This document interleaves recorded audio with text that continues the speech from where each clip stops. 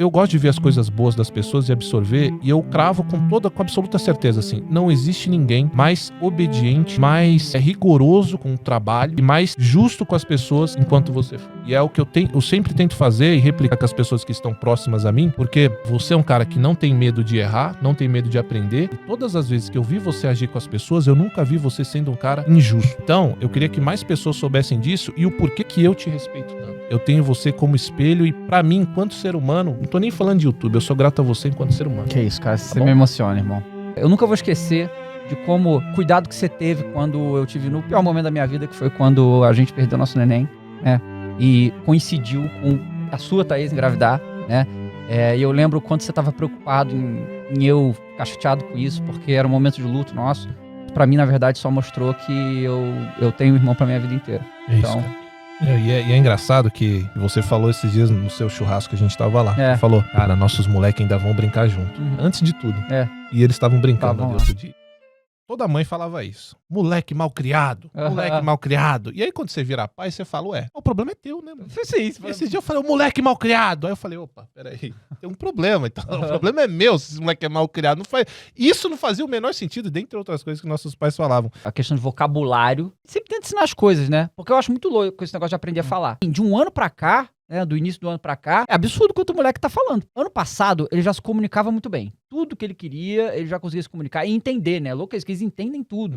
E aí é muito interessante porque teve um dia que a gente pegou um livro lá, testes simples para crianças. E aí a gente foi, na corrida do dia a dia, a gente não para pra pensar nisso. E aí a gente começou a fazer as perguntas, por exemplo, filho, pega o carrinho vermelho. Aí pegou o carrinho vermelho, tipo, ele sabia o que era. Eu sabia que ele sabia o que era carrinho, mas vermelho, ele sabia. Pega 3 carros, ele sabia número. Aí bota a mão na cabeça, você bota a mão na cabeça, aperta o nariz do papai, ele apertava. Sabe, esses testes é muito interessante pra saber o que a criança já sabe fazer. E no início do ano, o André falava muito pouco, né? Ele falava basicamente papai e não. O vocabulário dele ele falou papai primeiro, né? E esse ano agora ele já fala, tem um vocabulário muito extenso. Ele ainda não tá formando muitas frases, mas já fala algumas. Isso é muito louco, ver o seu filho aprender a falar. E a escola, realmente, desde que ele foi pra lá, volta com muito mais coisa. Mas tem uma coisa que eu fico triste. Quando eles começam a acertar as palavras, é muito triste. A palavra certa, né? Falar direito, né? Que o Dominique, ele não fala água, ele fala arra. Papai, quero arra. Aí ele, nossa, cada palavrinha errada, aquilo você vai absorvendo, cara, é tão bonitinho que quando ele acerta, você fala, não, que é mais uma etapa, cara.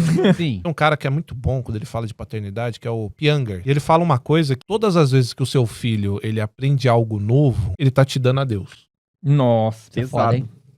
Foda. Cara, aquilo me impregnou na minha cabeça porque é um fato. Todas as vezes que eles vão ficando mais independentes, é eles falando, papai, não preciso mais de você aqui. E é o que você falou no início, né? A gente não cria filho pra gente, é pro mundo e eles têm que ser independentes mesmo. Mas dói demais, cara. Dói. Cara, tem uma série que eu gosto muito, chama Modern Family, uma série de comédia, né? E aí o avô, né? Que a família é o avô.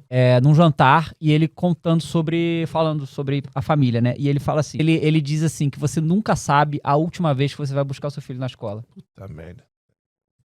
E que esse dia é um dia acontece, que toda vez que o seu bebê volta, ele é outro. E essa coisa que também é um clichê enorme, passa muito rápido. Rápido. Não, isso é um fato. Quanto que você chegou a pesar, seu máximo? 120. Vamos lá. Quais foram pra você, assim, que você tá sentindo? Autoestima, com certeza, né? Mas enquanto saúde mesmo, o que você sente, disposição e tal, o quanto que foi benéfico pra você e o que te trouxe de contra? Porque traz contra também, né? Então eu lembro, logo quando você fez, a gente foi viajar pros Estados Unidos, você não conseguia comer nada. Nada. O início, primeiro mês Foi. Só no copinho. Primeiramente comer sólido. O que te trouxe de bom e o que foram os malefícios? Cara, eu te falo, os malefícios são muito poucos, tá? Porque o que acontece? Você ter um distúrbio alimentar é uma coisa daqui. Não era o meu caso. Você tem que passar por uma avaliação psicológica antes de você fazer a cirurgia. E eu passei. Na verdade, eu já fazia terapia há um tempão. E ela falou pra mim assim, cara, a gente conversa há 2 anos e em 2 anos você nunca falou sobre comida comigo. Então não é uma questão sua. Eu engordei muito por diversos fatores. Porque a obesidade, ela é uma doença multifatorial. Ela não é uma coisa só. Não é só comum, é um monte de coisa. É um monte de coisa que faz você chegar naquele ponto. O trampo ajudou? Desculpa, só pra... Como assim? O seu trampo ajudou, por exemplo? Você trabalha em casa o dia inteiro ali? Não, tem nada a ver, já era antes. Era outra coisa. Não. Eu sempre briguei com a balança, minha vida inteira. O trabalho começou a me prejudicar nesse aspecto quando eu tive que começar a trabalhar fora. Quando eu comecei a trabalhar fora, eu parei de conseguir fazer exercício, fiquei mais cansado, comia mal, mas não internet. Quando eu tive que trabalhar fora, de fato. Foram vários anos e eu engordei muito nessa época também. O início é complicado, mas é só os primeiros meses. Que aí tem essa questão psicológica. Por exemplo, eu quase não consigo comer doce direito, sabe? Não, o açúcar é a pior parada que tem. Por exemplo, refrigerante, eu não consigo tomar refrigerante normal, nem quero. Sinceramente, Coca Zero é incrível. Nossa. Paga nós. Puro. Mas eu não tenho essa coisa com a comida, eu nunca tive. Então, eu não sinto... Hoje eu consigo comer de tudo, só não consigo comer em quantidade. Por que a gente não consegue dormir? Porque aqui no pescoço fica com tanta gordura que ele aperta a sua faringe e tal, e o ar desce com mais dificuldade. Então, várias vezes à noite, eu acordava falta de ar. Falta de ar. Mente, você se sente outra pessoa, pô. Você se sente completamente outra pessoa. A testosterona triplica. Um pró foda. É a madeira. Claro, óbvio. Madeira cantou. Óbvio, mas- Canta, tá? Mas É mesmo? Pô! Eu conheci a Thaís um mês depois que eu fiz essa cirurgia, né? Eu imagino que eu jamais teria a moral de ir lá falar com ela se eu tivesse do jeito que eu tava, entendeu? Porque você... É aquela parada, cara. Tem gente que é gorda e feliz com o próprio corpo? Com certeza. Eu não era. Eu não era feliz com o que eu via todo dia, sabe qual é? De tipo, você pegar... Porque teve um período de 2, 3 anos que eu engordei muito, sabe qual é? Ver que eu usava G e fui pra XGG em 2 anos, isso me deixava maluco. Isso me deixava piroca da cabeça, sabe qual é? Falar de flow games, cara. Boa. Falar de flow, falar de trabalho. Às vezes eu tento parar pra ver o que a gente tá fazendo e eu não consigo. Porque o que a gente tá construindo, e aí eu digo todos nós, tá? Eu tento parar pra analisar o que a gente tá fazendo, mas eu acho que a gente só vai ter dimensão muito à frente. Porque o que foi construído ali é uma parada tão gigantesca. Uhum. E eu tô falando gigantesca a nível global mesmo. Pois é. Porque a gente bate em veículo americano. Às vezes a gente bate eventos, os oficiais da Sim. parada. O que você sente desse projeto nesse momento? Em 2023, eu lembro de eu falar isso pro Fênix e pro Igor. No final de 2023, eu falei, a gente chegou no teto, tá? A minha percepção era essa. 23. 23, isso. Chegamos no teto. Foi a percepção que eu tive do momento. Falei, cara, nunca que a gente tá fazendo, que é mídia de videogame, né? Tipo, falar sobre acompanhar os lançamentos. Meio que a gente faz com futebol, que é acompanhar o ano do futebol, a gente acompanha o ano dos games, a gente notícia e tal, viver isso. Esse tipo de coisa, eu falei, cara, higiene global, que tem mais que a gente. A global, em inglês, certo?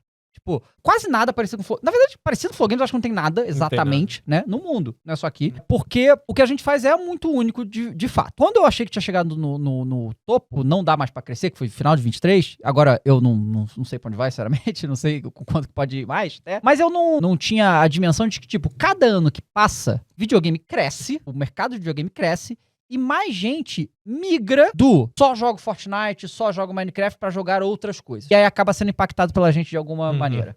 E aí acaba curtindo ou não. Então, 2024 foi maior, 2025 foi maior que 2020, em termos de todos os aspectos do que a gente fez. E eu entendo que o único limite pra gente é a gente mesmo. Tipo assim, se a gente quiser e conseguir produzir mais, a gente vai mais.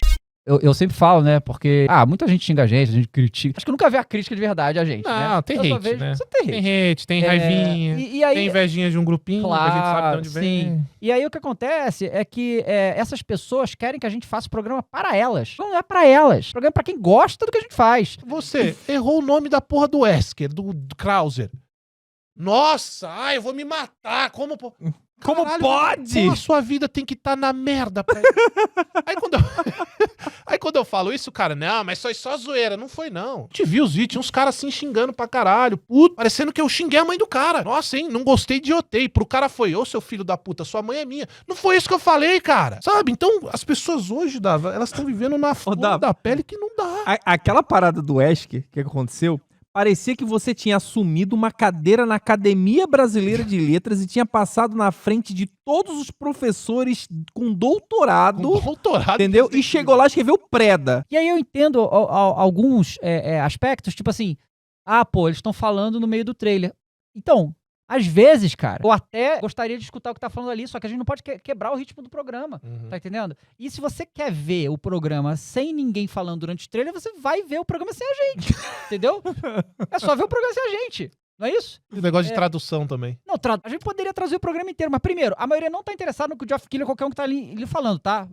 Largou o Xbox. Eu não larguei o Xbox totalmente, tá? Ainda jogo algumas coisas e tal. Que era a minha plataforma principal há 3 anos. É verdade. Tudo eu jogava no Xbox, comecei a fazer 1000G, tudo no Xbox, eu gostava do sistema de achievement, fiz bastante jogo. Esse ano eu fiz vários, eu fiz o Claire, eu fiz o Yakuza, o Assassin's Creed Shadows e tal. Só que quando a empresa dá um recado, eu seria tolo de não entender o recado que ela deu. E eu entendi o recado que a Microsoft deu pra todo mundo que gosta de Xbox, né? Eu, obviamente, tenho o privilégio de ter todos os consoles. Então, pra eu mudar, é isso aqui, é Claro, mole. claro. É muito fácil. O PlayStation tava ali a todo momento. Claro. Então, obviamente, tô fechado, porque eu de fato larguei o Xbox, né? Não é mais minha plataforma principal, porque a gente não tem perspectiva e a gente não tem segurança de que o Xbox vai continuar pós-próxima geração, ou que vai avançar. E assim, teve um cara, ele mandou um vídeo falando que ele tinha comprado o Play 5, que ele era Xbox a vida inteira, nunca imaginou que isso ia acontecer, mas ele falou, cara, e agora?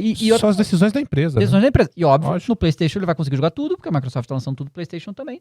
Eu voltei pro PlayStation e o Xbox virou secundário agora. É doido porque eu fico feliz que você tenha vindo pro Play, sempre falei que é todo do Play e tal. Eu tenho um Xbox, joguei até, eu tenho, quanto que eu tenho? Acho que eu tenho 240 mil de Gamer Score, hein? Mas eu prefiro o Play porque eu gosto de todo o ecossistema, eu gosto da platina, eu gosto, querendo ou não, eu gosto dos exclusivos, cara, não adianta, então eu fico muito feliz de você chegar. E assim, pra mim, cara, de atrativo no Xbox hoje, eu gosto muito do Gears, que chegou pro Play agora, né, Sim. o primeiro e tal. Gosto muito do Gears, pra mim é o melhor jogo do Xbox, é o Gears, eu prefiro do que o Forza, do que o Halo. Mas é que assim, eu também não sou muito público-alvo do Xbox, aí eu queria saber também que nem você falou, né, tem alguns exemplos. Acho que o cara tem o direito, cara, né? Você imagine, Lógico. o único serviço que era pautado, que era pro público, era pro povão, agora 100 e quanto? 20. 120 Até o Brasil reais. dobrou, né? Aí você acaba com a vida do peão.